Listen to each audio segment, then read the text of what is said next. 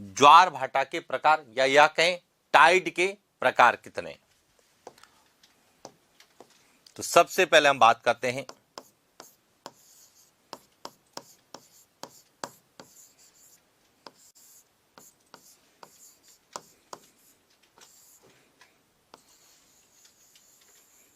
दैनिक ज्वार। अब दैनिक ज्वार क्या होता है? तो दैनिक ज्वार का मतलब है किसी स्थान पर एक दिन में एक बार आने वाला ज्वार।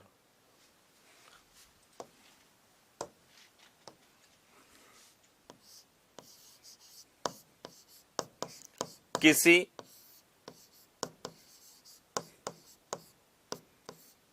स्थान पर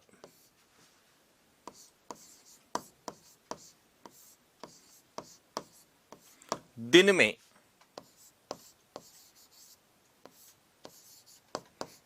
एक बार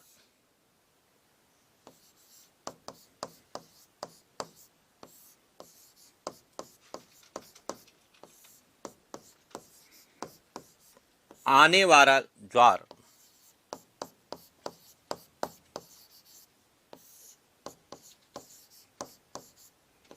दैनिक ज्वार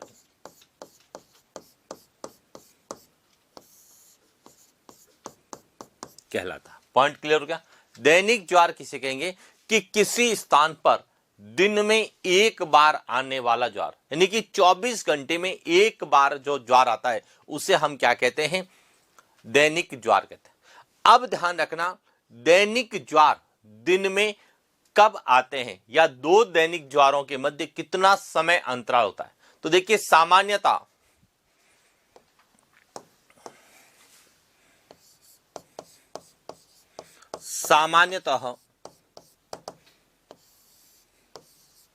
दो दैनिक ज्वार के मध्य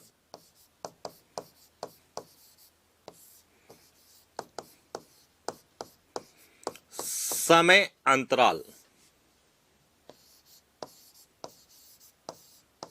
24 घंटे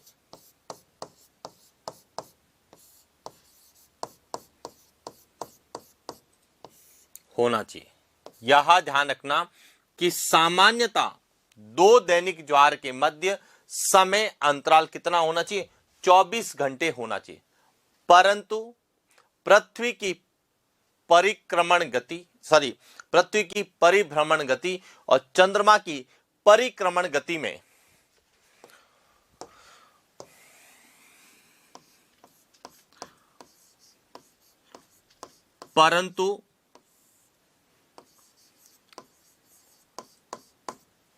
पृथ्वी की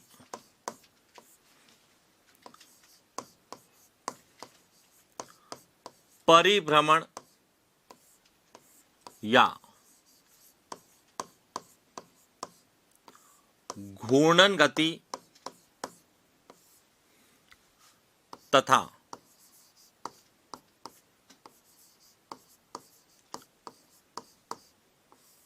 चंद्रमा की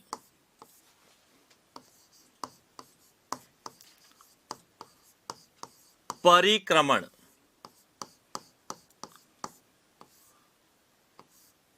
गति के कारण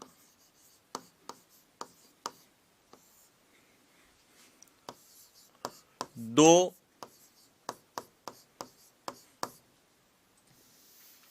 गति में अंतर के कारण में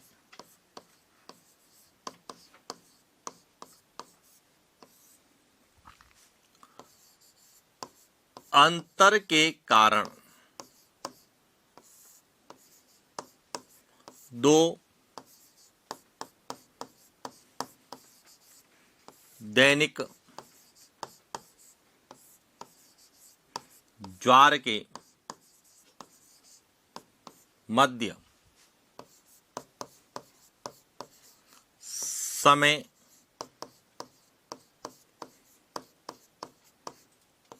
अंतराल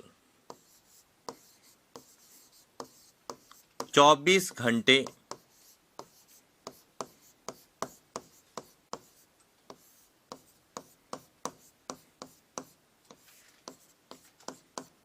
52 मिनट होता है। तो पॉइंट क्लियर हो गया कि किसी स्थान पर एक दिन में एक बार, किसी स्थान पर दिन में एक बार आने वाला ज्वार क्या कहलाएगा? दैनिक ज्वार। यानी एक दिन में एक बार ज्वार आता है। और सामान्यतः दो दैनिक ज्वार के मध्य समय अंतराल कितना होना चाहिए? 24 घंटे होना चाहिए। लेकिन पृथ्वी की परिभ्रमण गति, घूर्णन गति, और चंद्रमा की परिक्रमण गति, यानी कि पृथ्वी अपने अक्ष पर घूमती है उसके कारण, और चंद्रमा पृथ्वी के चारों ओर चक्कर लगाता है, उस गति के कारण दो दैनिक ज्वार के मध्य समय अंतराल में कितना? 24 घंटे 52 मिनट का क्या मिलता है? अंतर मिलता है। तो विलंब का समय क्यों होता है, इसका कारण ध्यान रखना, यही पूछा जाता है कि दो दैनिक ज्वार के मध्य 52 मिनट का विलंब होता है। यानी कि 24 घंटे नहीं आके 24 घंटे 52 मिनट बाद आता है। तो इसका कारण क्या है? इसका कारण है पृथ्वी की परिभ्रमण या घूर्णन गति और चंद्रमा की परिक्रमण गति। इन दोनों में क्या है? अंतर होता है, और उसके कारण जो है क्या पाया जाता है? दोनों के अंतर्गत जो है समय में विलंब होता है। अब इस समय की विलंब की गणना कैसे करते हैं तो समझना।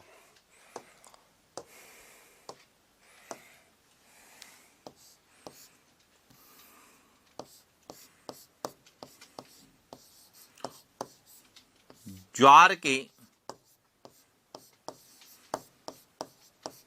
विलंब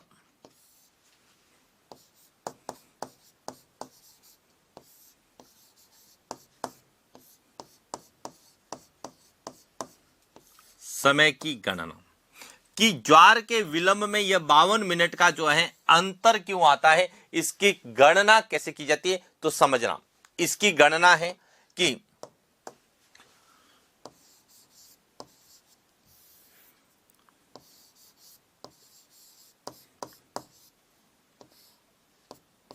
पृथ्वी का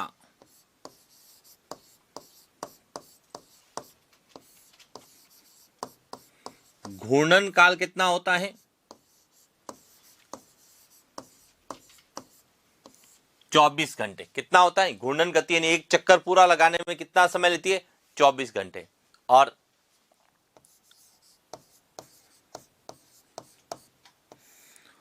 चंद्रमा का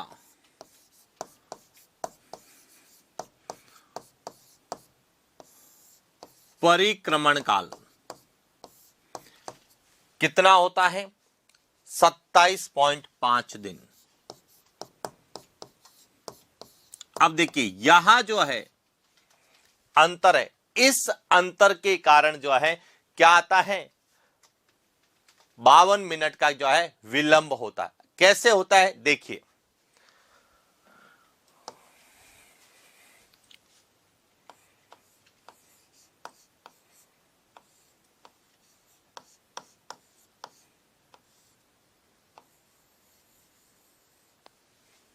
कैसे होता है इसको समझना।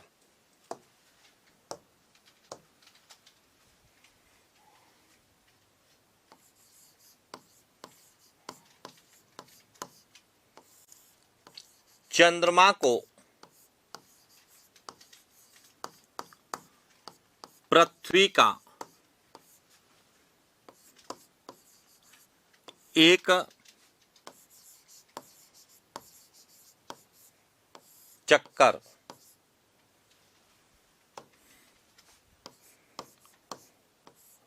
पूरा करने में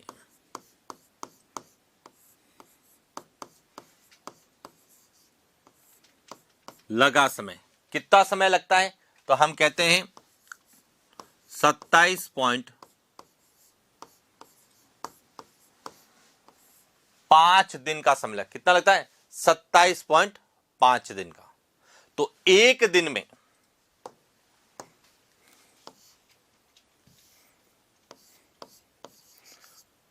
एक दिन में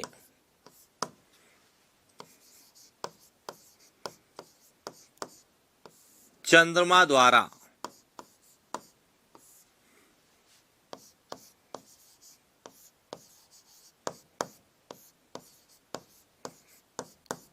तय की गई दूरी कितनी होगी? 1/27.5 दिन होगी। अब पृथ्वी 24 घंटे में पृथ्वी के ज्वार केंद्र को तक पहुंचने के लिए चंद्रमा को लगा समय।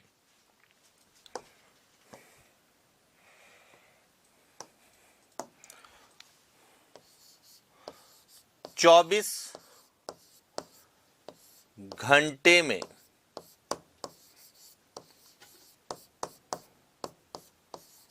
पृथ्वी के ज्वार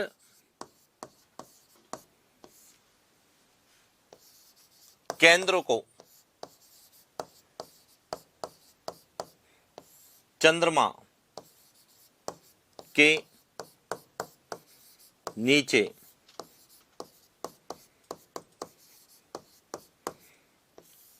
पहुंचने में लगा समय कितना होगा? 1/27.5 इंटू 24 इंटू 60। क्यों? क्योंकि यह घंटों में, तो इस दिन को भी हम कितने घंटों में क्या करेंगे? कन्वर्ट करेंगे। क्लियर हो गया? तो यह ध्यान रखना यहां तक। अब जब इनको सॉल्व करेंगे तो कितना आएगा? 52 मिनट आएगा। और इसीलिए हम कहते हैं कि जो 24 घंटे में आना चाहिए अगला ज्वार या दैनिक ज्वार, जो 24 घंटे बाद आना चाहिए, उसमें 24 घंटे में नहीं आएंगे। 24 घंटे 52 मिनट यानी अतिरिक्त समय उसमें लगेगा। कैसे इसको समझना है? तो सिंपल सा जो तरीका है वह यह है।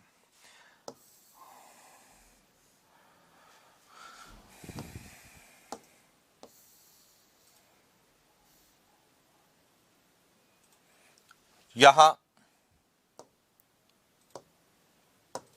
पृथ्वी है,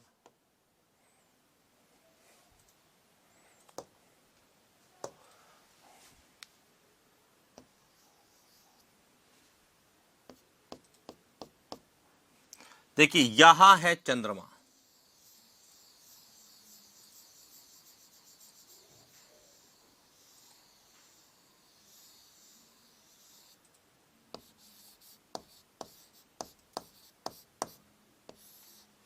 यहां चंद्रमा है और यहां पर इस स्थान पर जो चंद्रमा के एकदम नीचे है, यहां पर यदि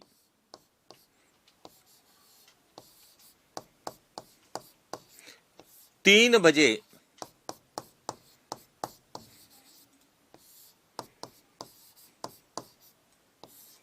दैनिक ज्वार आता है, क्या आता है?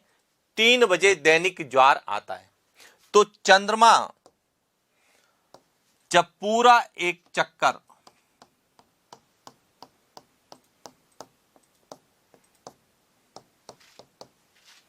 यहां तो क्या होगी? चंद्रमा की परिक्रमण गति, और पृथ्वी अपने अक्ष पर घूमेगी तो परिभ्रमण गति। तो पृथ्वी जो 24 घंटे में अपना दूर जो है पूरा एक चक्कर करेगी, तो उस समय चंद्रमा जो है वह कहां चला जाएगा? आगे चला जाएगा। कहां चला जाएगा? आगे, यानी कि चंद्रमा अब यहां पर आ गया। अब इस ज्वार केंद्र को यहां से यहां तक पहुंचने में कितना अतिरिक्त समय लगेगा? तो 52 मिनट का जो है यहां पर पहुंचने में कितना अतिरिक्त समय लगेगा? तो 52 मिनट का अतिरिक्त समय लगेगा। तो अगला ज्वार जो 3 बजे आया था वह अब कितने बजे आएगा?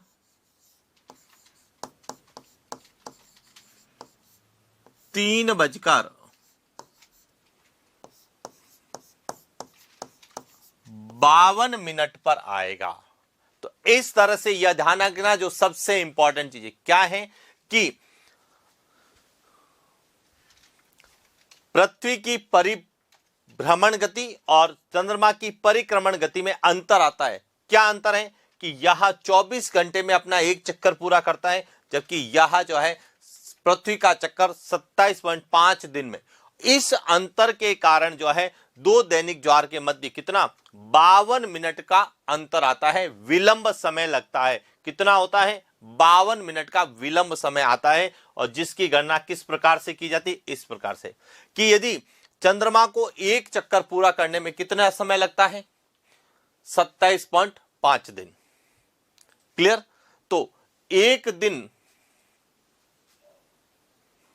में चंद्रमा कितनी दूरी तय करेगा, तो 24 घंटे में जो है पृथ्वी के ज्वार केंद्र को चंद्रमा के नीचे पहुंचने में कितना समय अतिरिक्त लगेगा, लगा समय कितना होगा 52 मिनट जो है अतिरिक्त समय लगेगा। कितना 52 मिनट लगा, यहां अतिरिक्त समय कर देते हैं ताकि इजीली आपको समझ में आ जाए कि लगा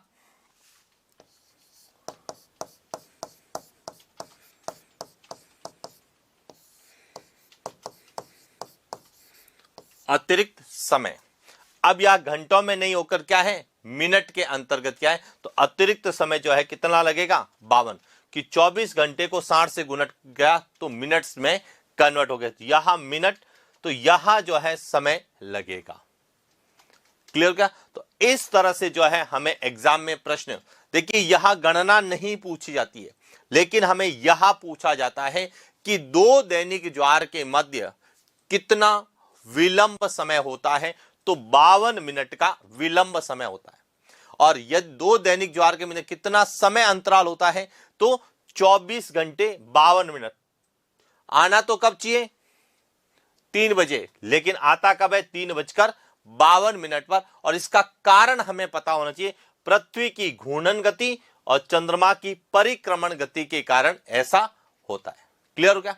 अब अगला प्रश्न जो आता है वह है कि विश्व में जो है वृहद ज्वार यानी सॉरी दैनिक ज्वार कहां कहां पर आते हैं, यानी कि विश्व में प्रमुख दैनिक ज्वार के क्षेत्र जहां पर दिन में एक बार जो है ज्वार आता है, यानी 24 घंटे 52 मिनट बाद दूसरा ज्वार देखने को मिलता है। तो देखिए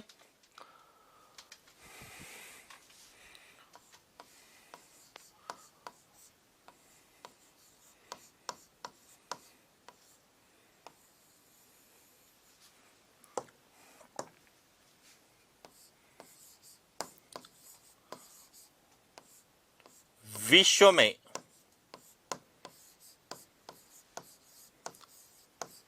प्रमुख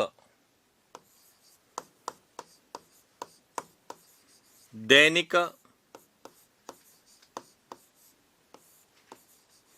ज्वार के क्षेत्र, कि विश्व में प्रमुख दैनिक ज्वार के क्षेत्र कौन कौन से हैं। तो इसमें सबसे पहले ध्यान रखना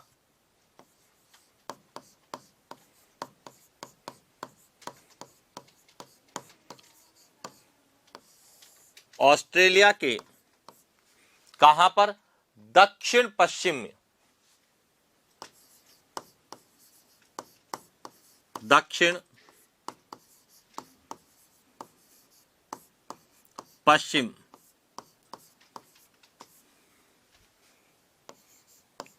तट पर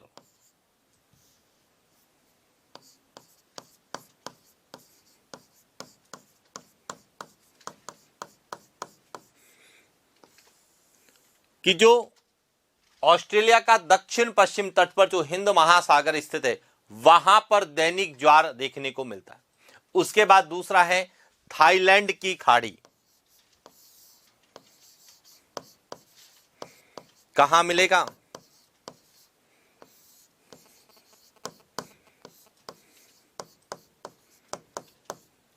थाईलैंड की खाड़ी में। तीसरा जो है वह है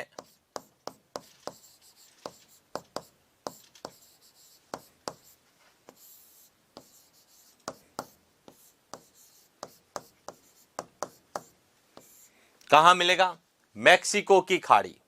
और कहां मिलेगा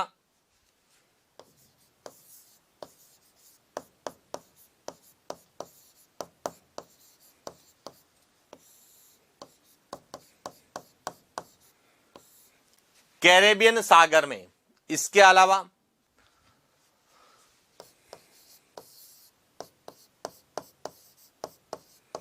जापान द्वीप के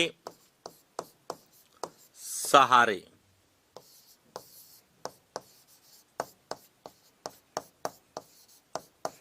फिलीपींस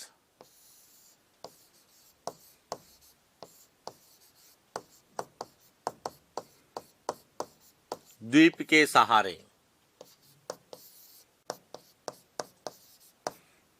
जावा, सुमात्रा,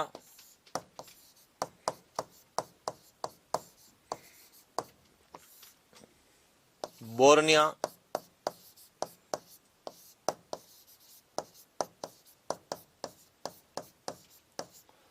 द्वीपों के सहारे, यानी कि यह विश्व के वो प्रमुख क्षेत्र हैं जहां पर विशेष रूप से दैनिक ज्वार आते हैं। जापान और फिलीपींस द्वीप के सहारे यानी कि प्रशांत महासागर में आते हैं। जावा और सुमात्रा बोर्निया जो द्वीप है, यह इसमें जावा और सुमात्रा हिंद महासागर के जो है द्वीप है, यहां पे आते हैं। कैरेबियन सागर में आते हैं जो कि अटलांटिक महासागर का भाग है, मैक्सिको की खाड़ी में है, थाईलैंड की खाड़ी में है, और ऑस्ट्रेलिया के दक्षिण पश्चिम तट पर जो हिंद महासागर का क्षेत्र है वहां पर जो है दैनिक ज्वार विशेष रूप से आते हैं, यानी कि यह विश्व में प्रमुख दैनिक ज्वार के क्षेत्र माने जाते हैं। तो पॉइंट क्लियर हो चुका होगा कि दैनिक ज्वार किसे कहते हैं कि किसी स्थान पर एक दिन में एक बार आने वाला ज्वार दैनिक ज्वार कहलाता है। और दो दैनिक ज्वार के मध्य समय अंतराल कितना होता है? 24 घंटे 52 मिनट होता है। और ये 52 मिनट का जो विलंब क्यों आता है, इसके दो कारण हैं। पृथ्वी की घूर्णन गति और चंद्रमा की परिक्रमण गति के कारण आता है, क्योंकि उन दोनों में क्या है? अंतर है। और विश्व में प्रमुख जो है दैनिक ज्वार के केंद्र कौन से? इसके बाद पूछा जाता है अर्ध दैनिक ज्वार। तो बात करते हैं अर्ध दैनिक ज्वार की।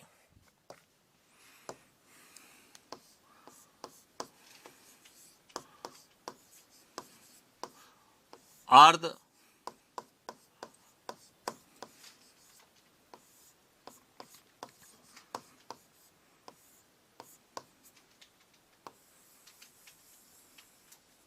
दैनिक ज्वार। अर्ध दैनिक ज्वार का नाम से ही क्लियर है कि दिन के आधा भाग, यानी कि किसी स्थान पर एक दिन में 2 बार आने वाला ज्वार।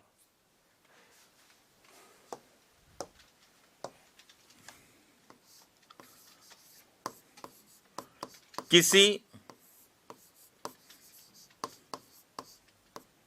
स्थान पर एक दिन में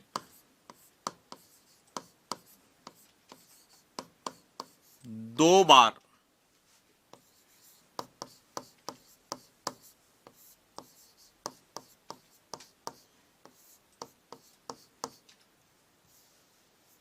आने वाला ज्वार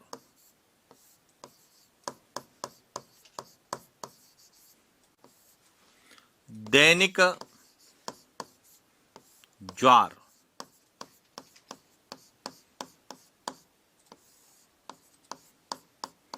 क्या कहलाता है? दैनिक ज्वार कहलाता है, जो कि किसी स्थान पर दिन में 2 बार आता है। और 2 दैनिक ज्वार के मध्य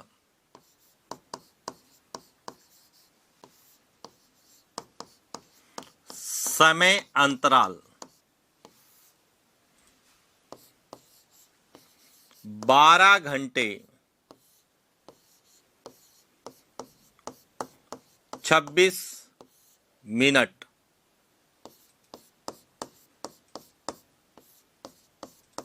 कितना होता है? 12 घंटे 26 मिनट। यानी कि यदि हम बात करें कि दैनिक ज्वार में 24 घंटे 52 मिनट का समय अंतराल होता है, तो अर्ध दैनिक ज्वार में कितना होगा? 12 घंटे 26 मिनट का। और यह अंतर क्यों आता है? तो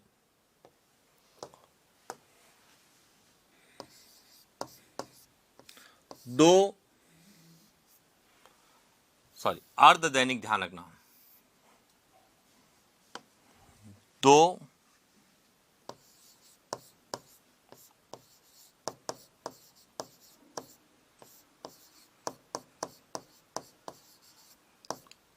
अर्ध दैनिक, दो अर्ध दैनिक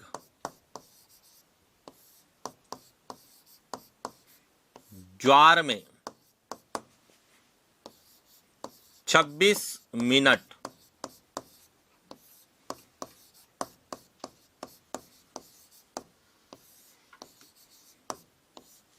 विलंब का कारण पृथ्वी की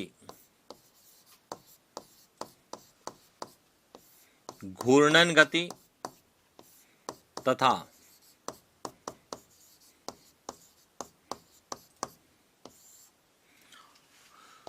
चंद्रमा की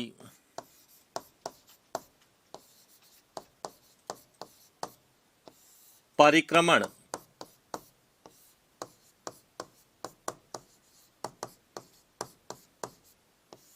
अंतर, कि यहां जो 26 मिनट का जो विलंब आता है, यानी कि 26 मिनट जो देरी से आता है, तो इसका कारण है पृथ्वी की घूर्णन गति और चंद्रमा की परिक्रमण गति में क्या है? अंतर का। अब अर्ध दैनिक ज्वार विश्व में कहां आते हैं? तो विश्व के अधिकांश भागों में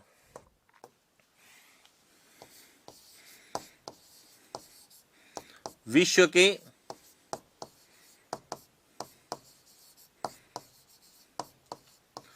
अधिकांश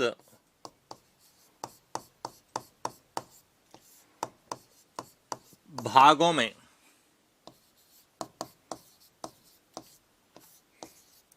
अर्ध दैनिक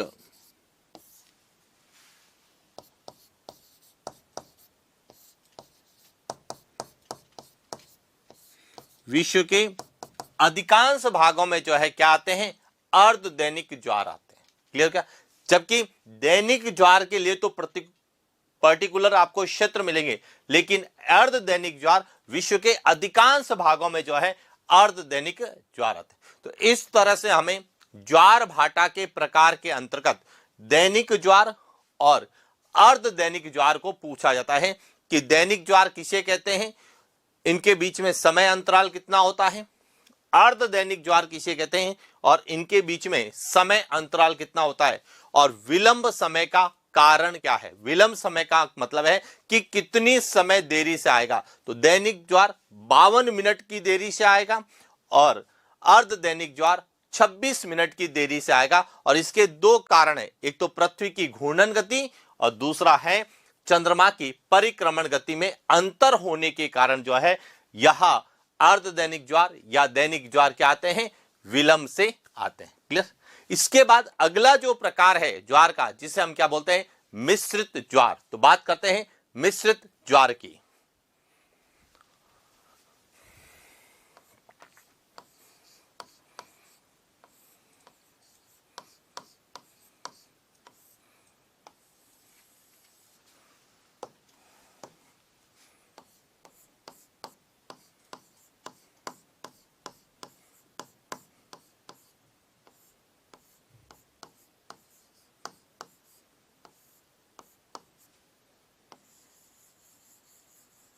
अब मिश्रित ज्वार क्या होता है? कि किसी स्थान पर कभी दैनिक कभी अर्ध दैनिक ज्वार आते हैं और इस कारण ज्वार की ऊंचाई समान नहीं होती है, असमान होती है। तो ऐसे ज्वार को क्या कहा जाता है? मिश्रित ज्वार कहा जाता है।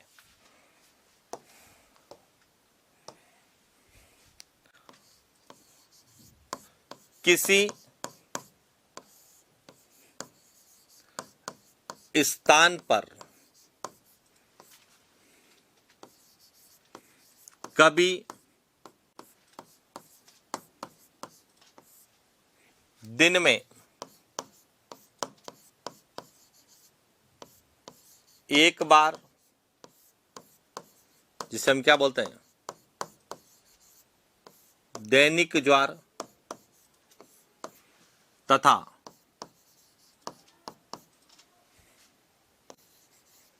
कभी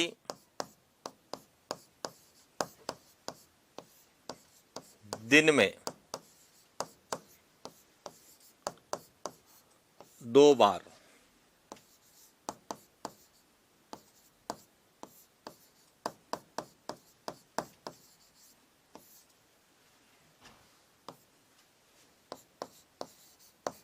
ज्वार आते हैं,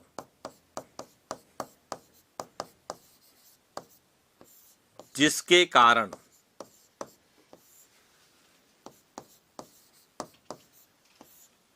ज्वार की ऊंचाई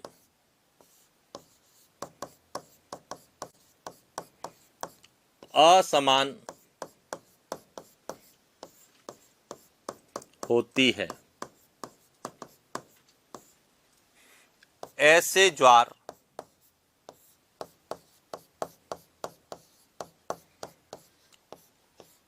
मिश्रित ज्वार,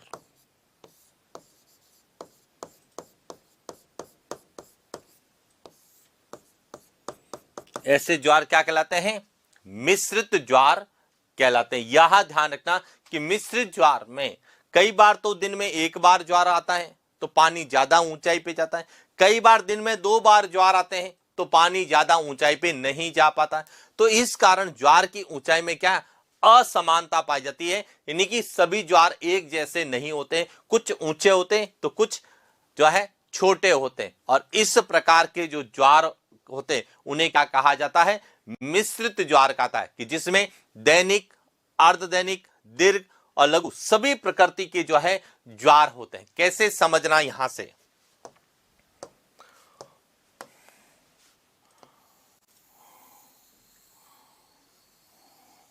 यहां एक कोई महासागरीय क्षेत्र है,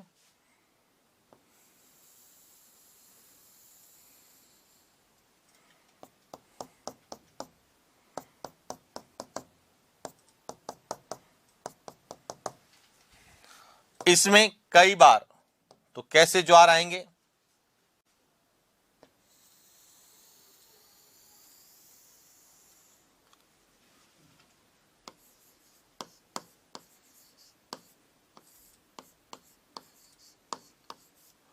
दीर्घ ज्वार आएंगे। कई बार इसमें जो है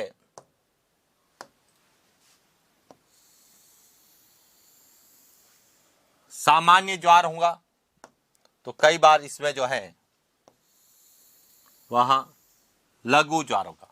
तो इस प्रकार से एक ही स्थान पर दैनिक, अर्धदैनिक, दीर्घ और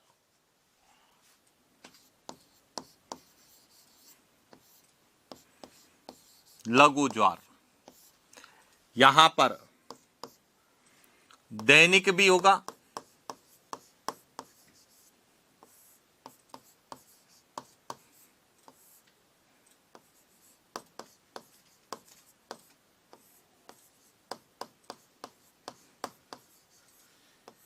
अर्धदैनिक ज्वार भी होगा, दीर्घ ज्वार भी होगा, लघु ज्वार भी होगा। तो इसका मतलब है कि यहां पर जो ज्वार आ रहे हैं उनकी जो है ऊंचाई क्या मिल रही है, असमान मिल रही है। और ऐसे ज्वार को क्या कहा जाता है, मिश्रित ज्वार कहा जाता है, कि किसी एक स्थान पर ही, एक ही स्थान पर जो है वह अलग अलग ऊंचाई के, अलग अलग प्रकृति के जब ज्वार आते हैं तो ऐसे ज्वार को क्या कहा जाता है, मिश्रित ज्वार कहा जाता है। क्लियर हो गया। तो इस प्रकार से हमें ज्वार के प्रकारों के अंतर्गत मिश्रित ज्वार को पूछा जाता है। इसके बाद अगला जो ज्वार आता है वह है, कहलाता है उपभू ज्वार। अब इसे भी समझना कि उपभू ज्वार क्या होते हैं।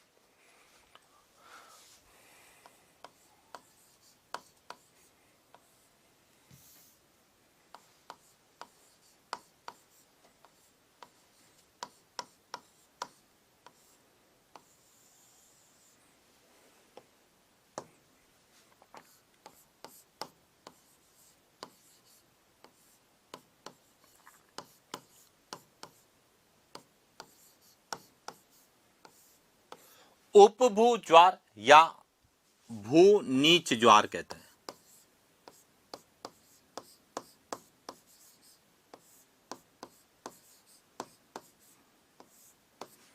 भू नीच ज्वार।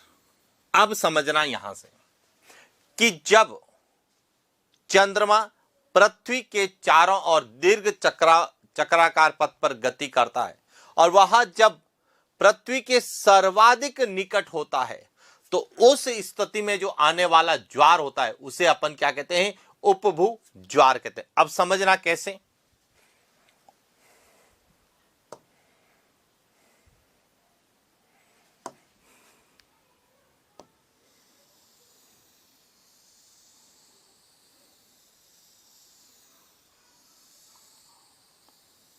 यह है पृथ्वी,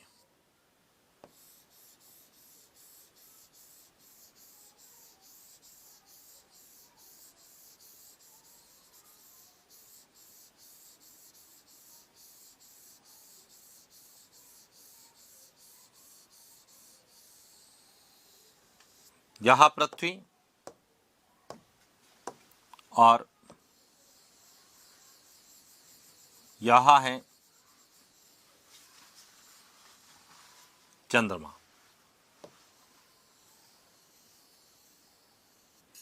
यह चंद्रमा पृथ्वी के चारों ओर दीर्घ वृत्ताकार पथ पर क्या करता है? चक्कर लगाता है। यह है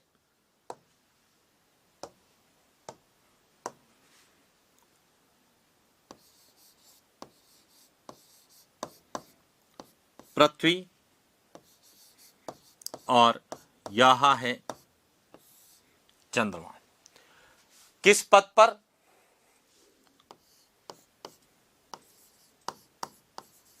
दीर्घ वृत्ताकार पथ पर यह क्या लगाता है? चक्कर लगा। तो उस समय जो है, जो औसत दूरी है चंद्रमा और पृथ्वी के मध्य की, जो एवरेज दूरी है, औसत दूरी किसकी? चंद्रमा और पृथ्वी की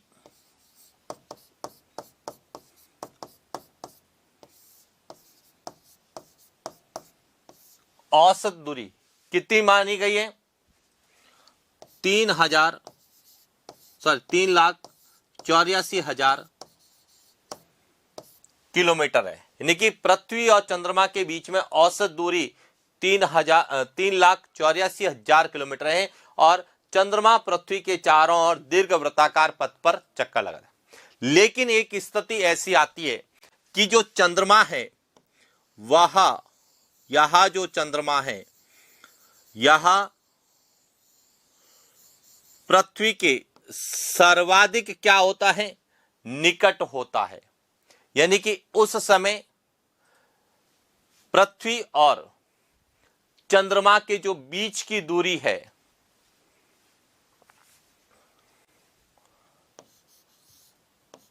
3,56,000 किलोमीटर। यहां जो है चंद्रमा और पृथ्वी के बीच की निकटतम दूरी होती है और इस स्थिति को क्या कहा जाता है? इस स्थिति को कहा जाता है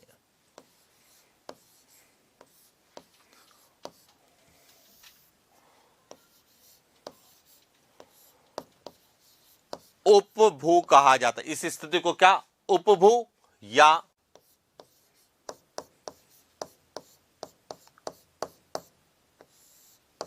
पैरोजी कहा जाता है।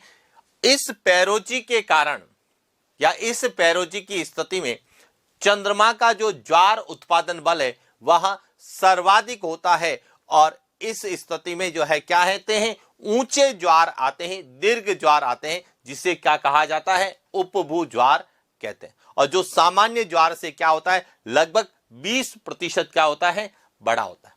अब कैसे समझना? यहां से बहुत सिंपल पॉइंट्स से समझना कि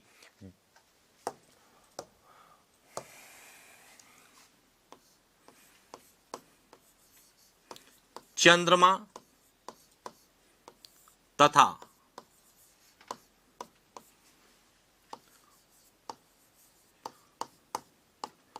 पृथ्वी के मध्य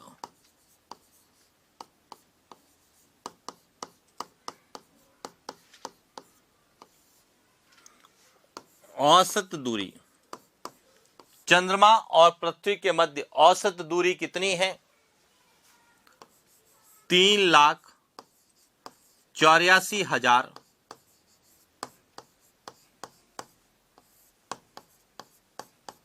किलोमीटर। पहला पॉइंट तो क्लियर हो गया कि पृथ्वी और चंद्रमा के बीच में औसत दूरी कितनी है? 3,84,000 किलोमीटर है। और दूसरा पॉइंट, चंद्रमा जो है, चंद्रमा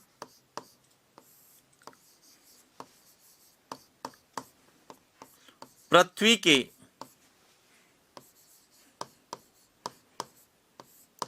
चारों ओर दीर्घ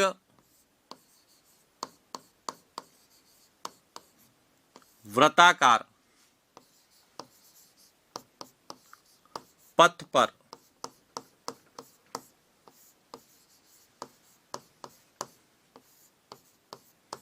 गति करता है। यानी कि चंद्रमा जो है वह पृथ्वी के चारों ओर दीर्घ वृत्ताकार पथ पर क्या करता है? गति करता है। कि जब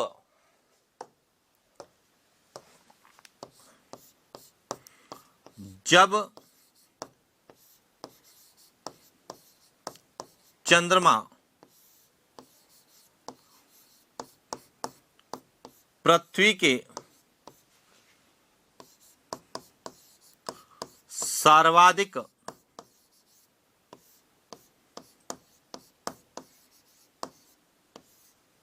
निकट होता है, इस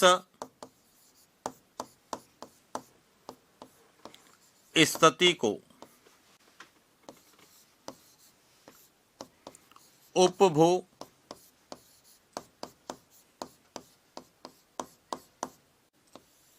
पेरोजी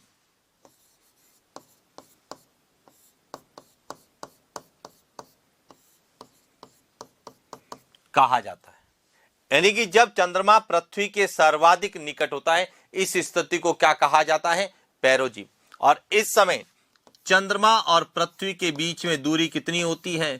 3,56,000 किलोमीटर। सामान्य तो 3,84,000 किलोमीटर होती है औसत, लेकिन इस स्थिति में कितनी होती है? दूरी कम होती है, 3,56,000 किलोमीटर होती है।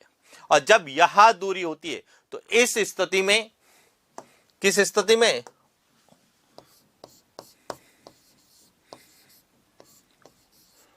उपभू की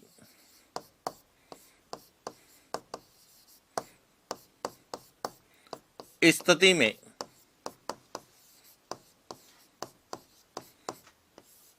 चंद्रमा का ज्वार उत्पादक बल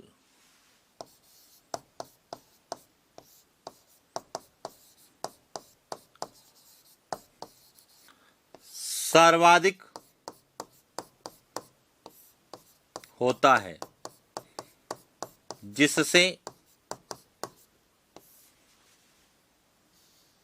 जिसके कारण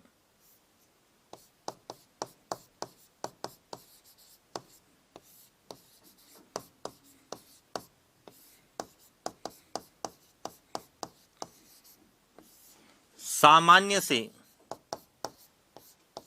20%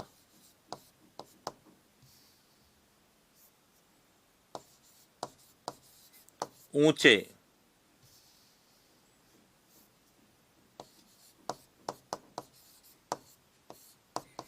ज्वार आते हैं, जिन्हें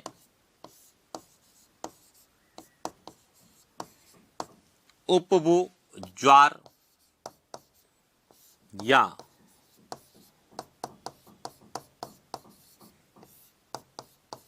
भू नीच ज्वार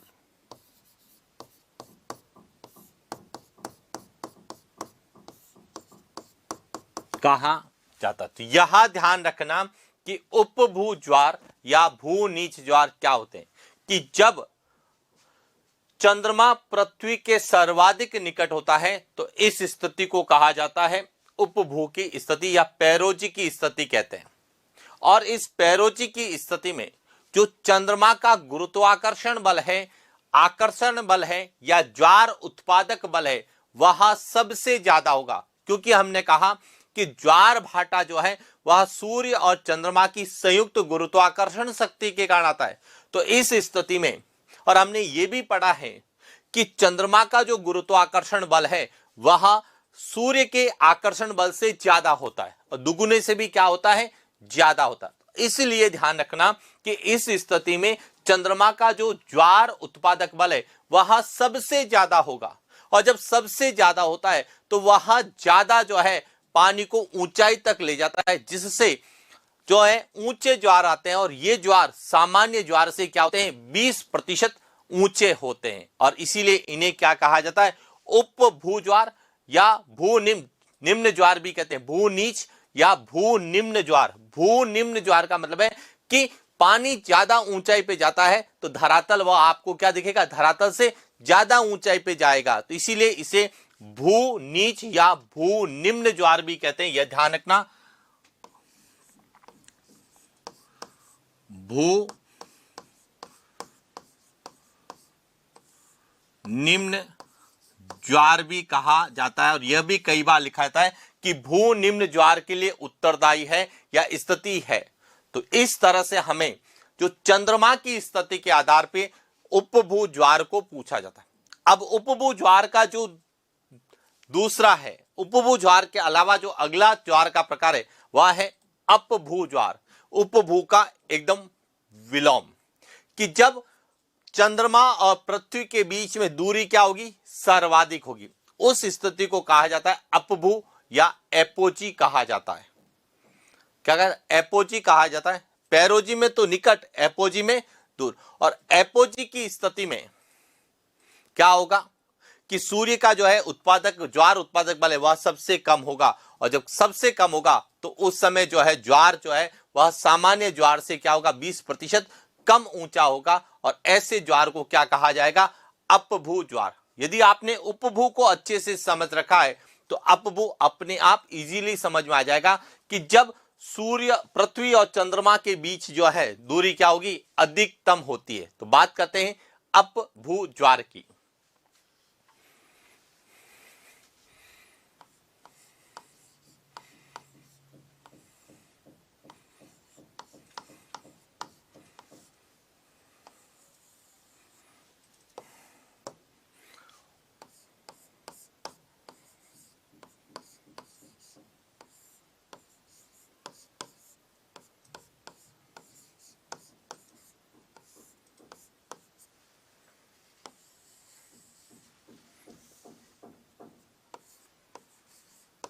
जिसे भू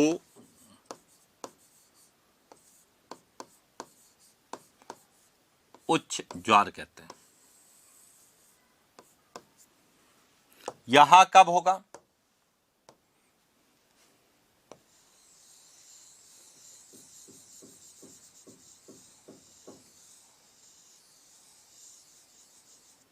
यह है चंद्रमा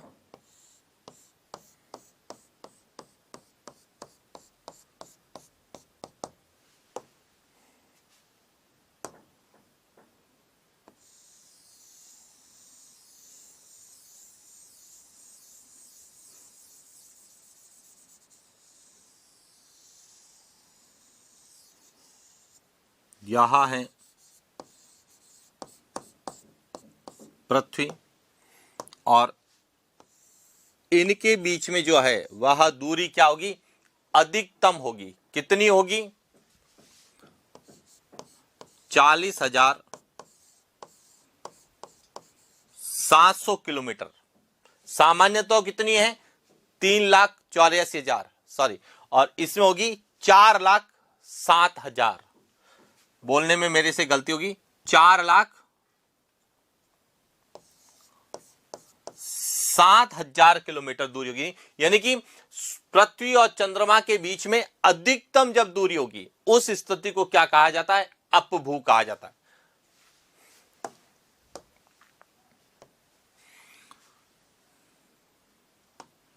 जब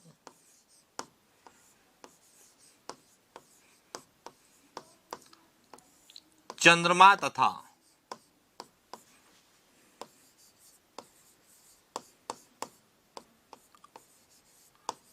पृथ्वी के मध्य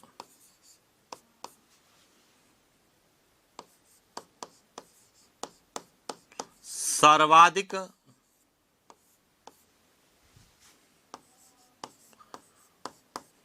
दूरी होती है, इस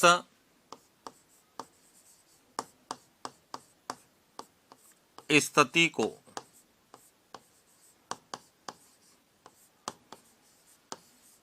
अपभू या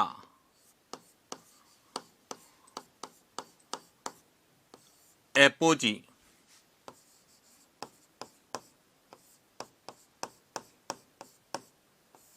कहा जाता है। दूरी कितनी होगी? 4,07,000 किलोमीटर होगी।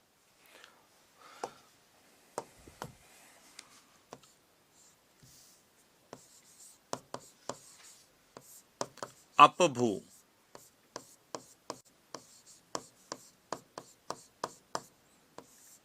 एपोजी की स्थिति में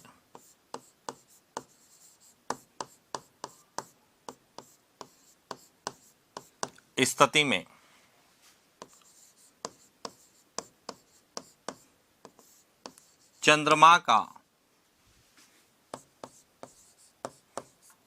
ज्वार उत्पादक बल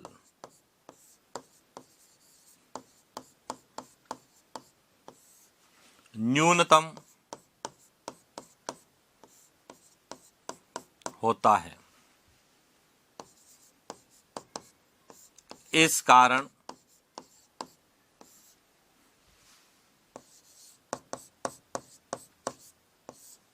आने वाला ज्वार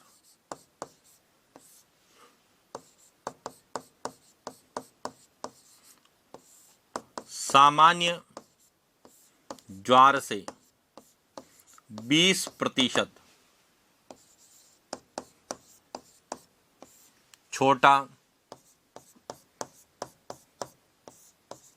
होता है, जिसे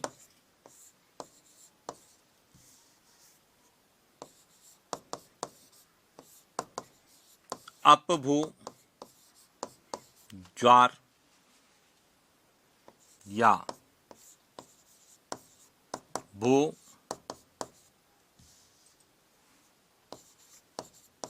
उच्च ज्वार कहा जाता है। क्लियर हो चुका होगा कि अपभू ज्वार कब होते हैं? कि जब पृथ्वी और चंद्रमा के बीच में अधिकतम दूरी होती है तो इस स्थिति को कहा जाता है अपभू या एपोजी कहा जाता है। और उस समय पृथ्वी और चंद्रमा के बीच में दूरी कितनी होती है? 4,07,000 किलोमीटर होती है। और इस स्थिति में चंद्रमा का जो ज्वार उत्पादक बल है, आकर्षण बल या गुरुत्वाकर्षण बल है, वह सबसे कम होता है। और जब सबसे कम होगा तो पानी को वह कम ऊंचाई तक ले जाएगा। यानी कि इस स्थिति में जो है, जो ज्वार की उत्पत्ति होगी वह सामान्य ज्वार से 20% क्या होगा? छोटा होगा। और उस ज्वार को क्या कहा जाता है? अपभू ज्वार। तो ध्यान रखना, उपभू और अपभू ज्वार जब पूछे जाते हैं तो वहां सूर्य और चंद्रमा के बीच की स्थिति पूछी जाती है कि सर्वाधिक दूरी होगी तो कौन सा ज्वार आएगा। जब निकटतम स्थिति होगी तब कौन सा ज्वार आएगा और वह सामान्य ज्वार से बड़ा होगा या छोटा होगा। तो यदि उपभू ज्वार है, उपभू ज्वार जो पैरोजी की स्थिति में आता है, वह दीर्घ ज्वार होगा, सामान्य से 20% ऊंचा होगा।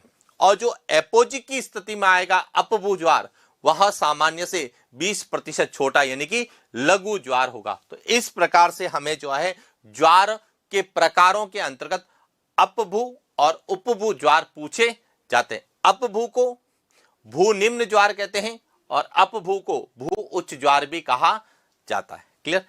इसके बाद जो आता है वह आता है अयन वृत्तीय ज्वार और भूमध्य रेखीय ज्वार।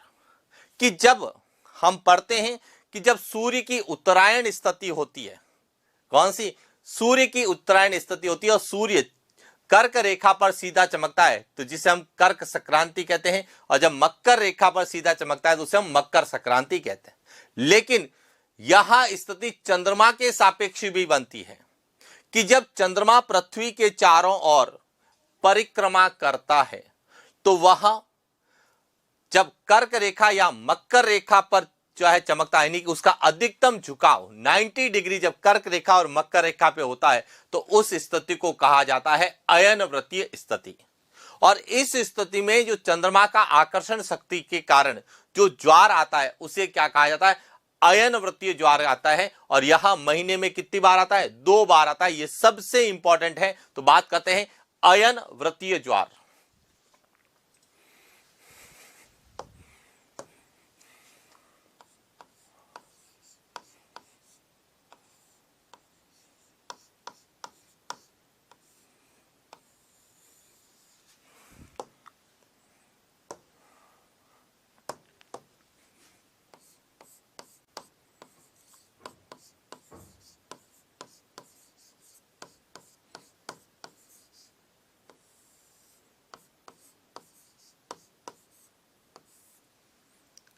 अयन वृत्तीय ज्वार।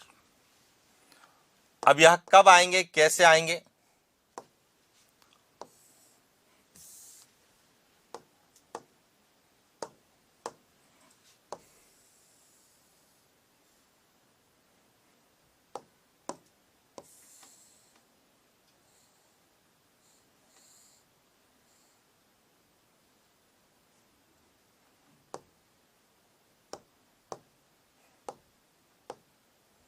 यह पृथ्वी है,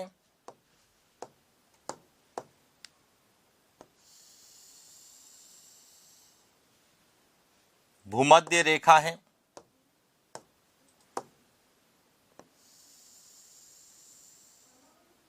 कर्क रेखा है और मकर रेखा। यहां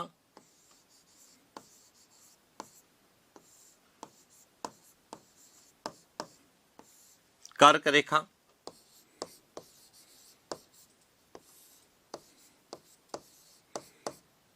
यहां मकर रेखा और यहां है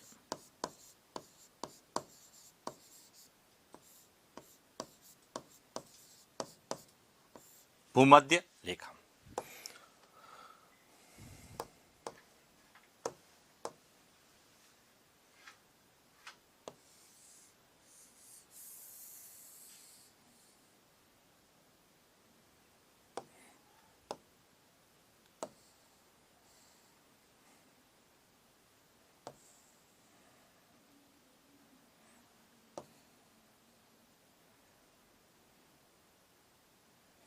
चंद्रमा इस तरह से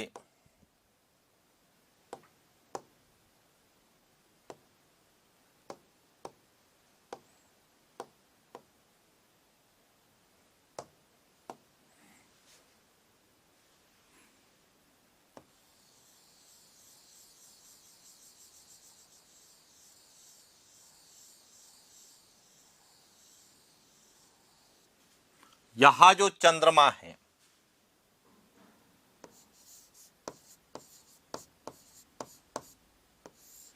यहां पृथ्वी के चारों ओर दीर्घ वृत्ताकार पथ पर क्या लगाता है? चक्कर। जब वह दीर्घ वृत्ताकार पथ पर चक्कर लगाता है तो वह कितना समय लेता है? तो वह समय लेता है 27.5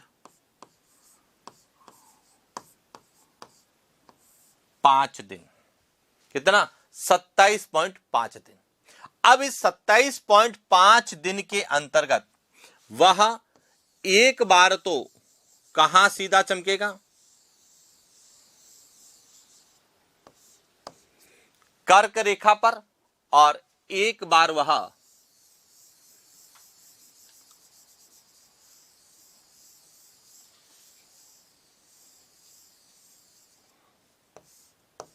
कहां सीधा चमकेगा? मकर रेखा पर। और जब चंद्रमा कर्क रेखा और मकर रेखा पर सीधा या लंबवत चमकता है, तो इस स्थिति में चंद्रमा की आकर्षण शक्ति के कारण जो ज्वार आता है कैसा होगा? उच्च ज्वार होगा। उसे क्या कहा जाता है? अयन वृत्तीय ज्वार कहते हैं। तो ध्यान रखना, अयन वृत्तीय ज्वार क्या होते हैं? जब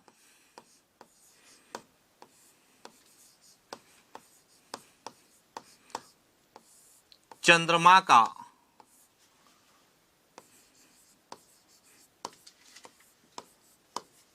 कर्क रेखा तथा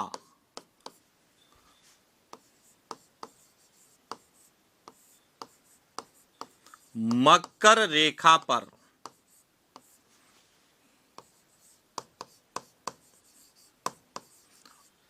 अधिकतम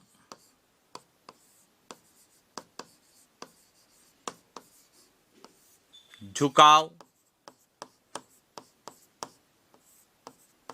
होता है। यानी कि चंद्रमा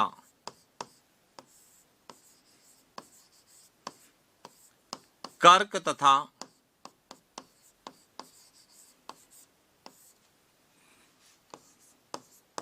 मकर रेखा पर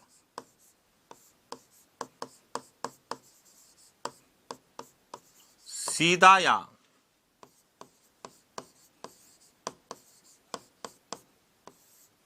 लंबवत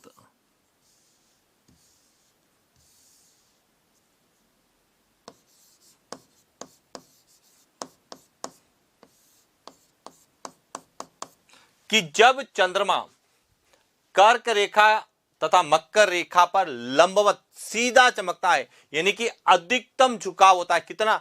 90 डिग्री का जब झुकाव होता है, तो इस स्थिति में इस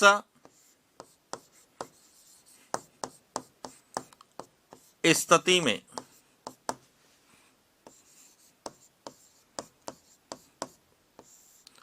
चंद्रमा की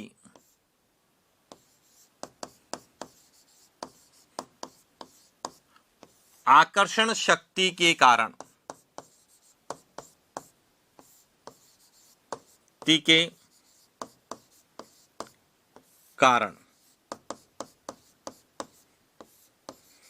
आने वाला उच्च ज्वार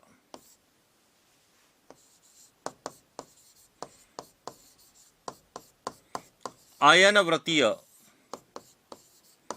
ज्वार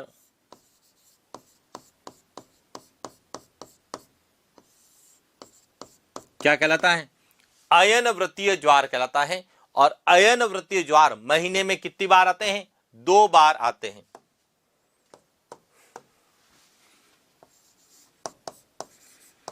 अयन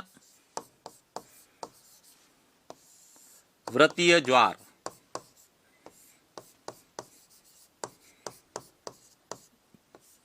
एक माह में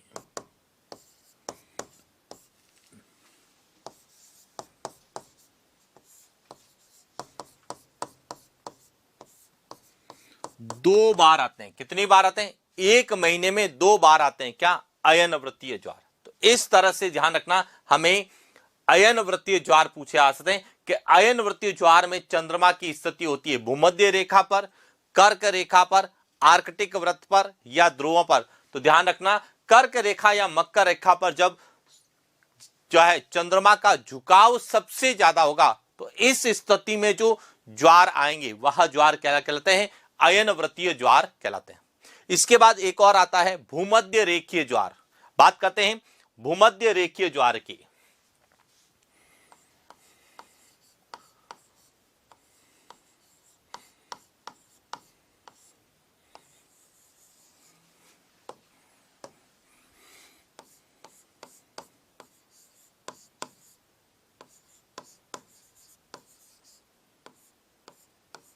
भूमध्य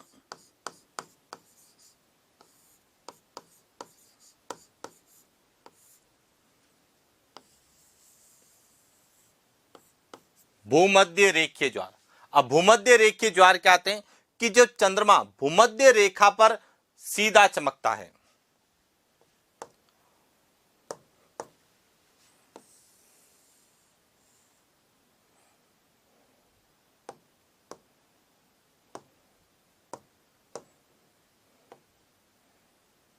यह पृथ्वी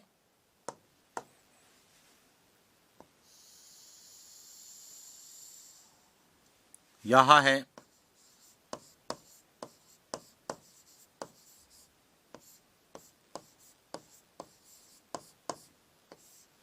भूमध्य रेखा।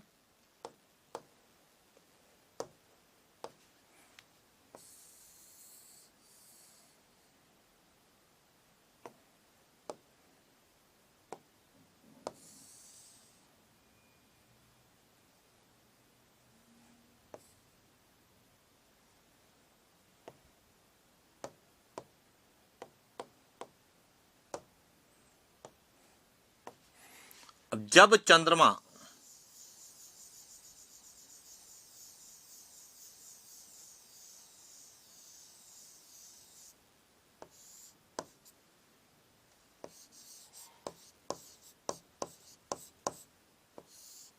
कि जब चंद्रमा का भूमध्य रेखा पर झुकाव सर्वाधिक होगा, यानी कि भूमध्य रेखा पर सीधा या जब लंबवत चमकेगा, तो इस स्थिति में आने वाला जो ज्वार होगा वह क्या कहलाएगा?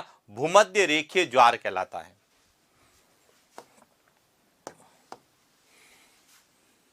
जब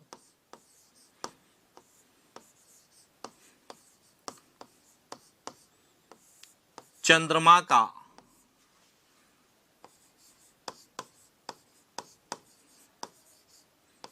भूमध्य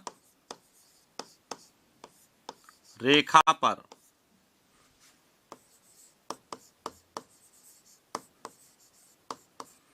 अधिकतम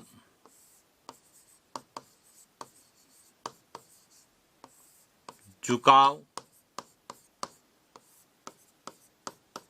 होता है। इसका तात्पर्य है कि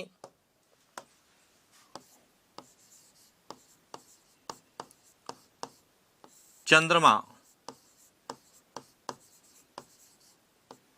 भूमध्य रेखा पर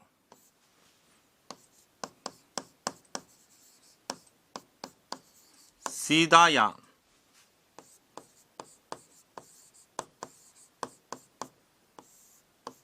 लंबवत चमकता है। तो इस स्थिति में इस स्थिति में चंद्रमा के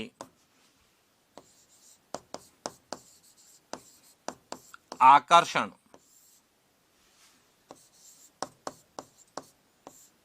बल के कारण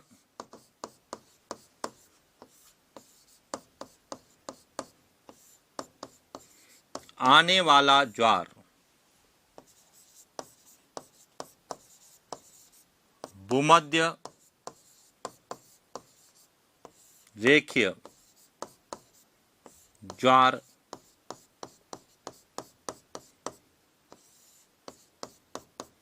क्या कहलाता है? भूमध्य रेखीय ज्वार कहलाता है। और भूमध्य रेखीय ज्वार महीने में एक बार आता है।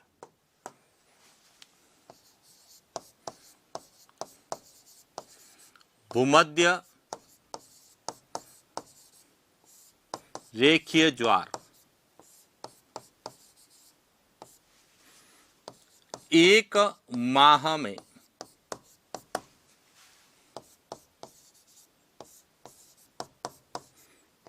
एक बार,